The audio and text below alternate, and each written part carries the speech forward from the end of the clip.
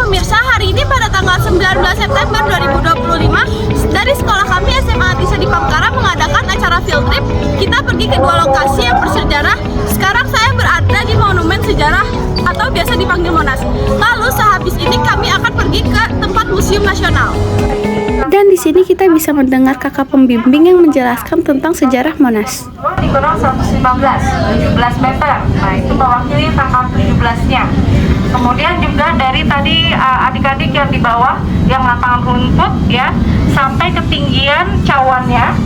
Cawan nanti adik-adik turun dari lift ini, itu adalah cawannya. Itu juga tingginya 17 meter ya.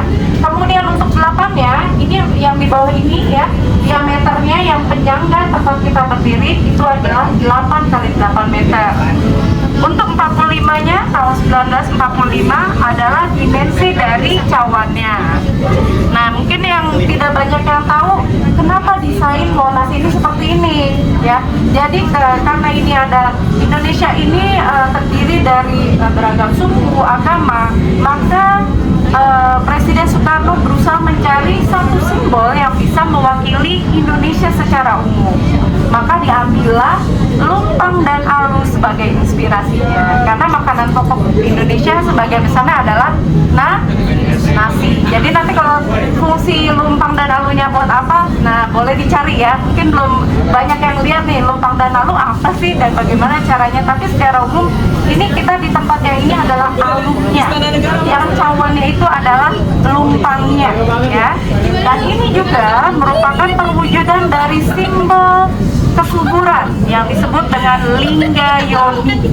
Nah, lingga ini adalah di tempat kita berdiri, merupakan alunya. Yoni itu adalah lumpangnya ya. Kalau alunya atau lingganya ini mewakili laki-laki, yoninya mewakili perempuan. Makanya keduanya disebut dengan lambang kesuburan ya. Kenapa lambang kesuburan yang dipilih juga?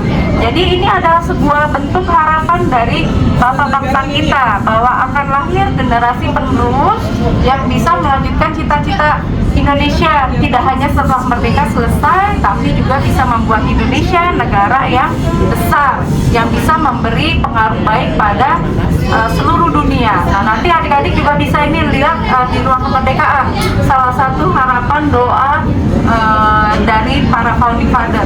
Jadi setiap bagian dari Monas ini didesain dengan detail, ada maknanya. Jadi tidak termasuk lengkungan-lengkungan ini ya, karena ini menunjukkan kedinamisan bangsa Indonesia. Jadi waktu itu sebenarnya untuk lomba ini ya, Presiden Soekarno mengadakan lomba desain monumen nasional, tapi ternyata nggak ada yang menang. Kenapa? Karena tidak sesuai dengan falsafah yang beliau inginkan dalam sebuah monumen. Nah, baru sekarang ini ada dengan ada garis lengkung. Jadi namanya monumen tidak harus garis kaku ya, vertikal horizontal saja, tapi harus ada lengkungannya menunjukkan kedinamisan bangsa. Begitu juga kalau tadi adik-adik langsung naik tangga ya ke atas menuju ruang lift ya, itu jumlah anak tangganya juga ada maknanya. Ada yang hitung nggak tadi jumlah anak tangganya berapa? Hah? 26. Ada yang lain? Hitungnya jumlahnya yang beda? Sedikit lagi, hampir benar. 25. Jadi 25. Ya, 25 ini mewakili jumlah provinsi di Indonesia pada saat Monas ini dibangun. Jadi pada 1961 jumlah provinsi Indonesia baru 25 nih. Bahkan ada satu pulau yang belum secara resmi masuk menjadi bagian Indonesia. Ada yang tahu nggak?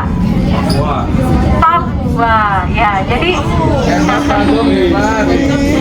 iya, Papua waktu itu belum. Jadi salah satu walaupun pada tahun 27 Desember 49 Belanda itu akhirnya mengakui kemerdekaan Indonesia ya, tetapi meninggalkan satu masih konflik, yaitu mengenai status Papua.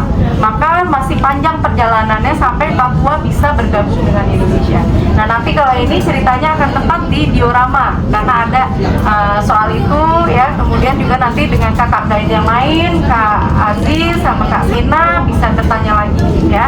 Nah, tapi memang jadi perjalanan 45 itu kita tidak langsung bisa membangun fokus, tapi masih banyak konflik-konflik yang harus dihadapi. Boleh bergeser ke sini? sini biar pengunjung yang di sana bisa keluar.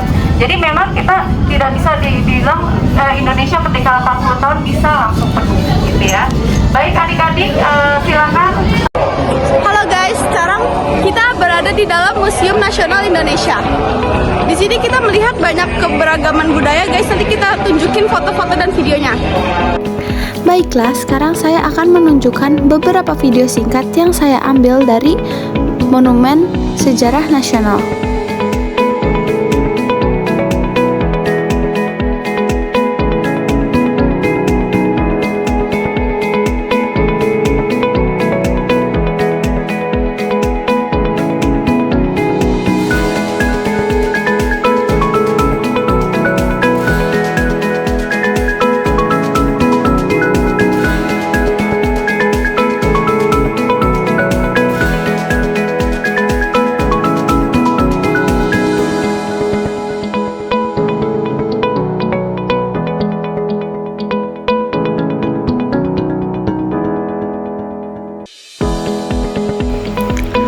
Oke pemirsa, kali ini saya akan menunjukkan beberapa foto dari Museum Sejarah yang saya ambil dan saya akan tunjukkan ke kalian.